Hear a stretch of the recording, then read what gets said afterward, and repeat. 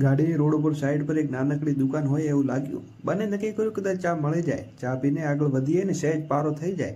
બાકી બપોરનું ભોજન 2 વાગે મળે પણ ચાલશે. તેઓ રોજ બપોરે 2 વાગે જમવાનું પામતા હતા. એક નાનકડું છાપરું હતું ને ગાડી ત્યાં ઊભી રાખી. બંને જણ ઉતર્યા ને ઘાસમાં કોઈ મોટું ન હતું.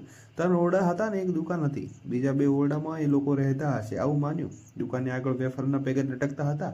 2 કૂતરા એક ખૂણામાં બેઠા હતા. દુકાનની બાજુએ કોઈ ચલણ ન હતી તેની ખુરશી પર બેઠી અને કહેવી દુકાન પાસે જઈને બોલ્યો, અરે કોઈ દુકાનમાં જવા માટે એક સ્ત્રી આવી છે.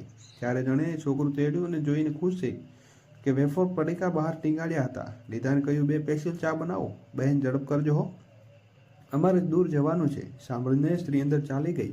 અંદર કોઈ પુરુષને ઘસવાનો અવાજ આવતો હતો. તો મિત્રો, વિડીયો પૂરો જોવા માટે અમારી ચેનલને સબસ્ક્રાઈબ કરી અને ઉપરના લિંક કોપી કરી અને તમે પૂરો વિડીયો નિહાળી શકો છો. તો મિત્રો, ધન્યવાદ.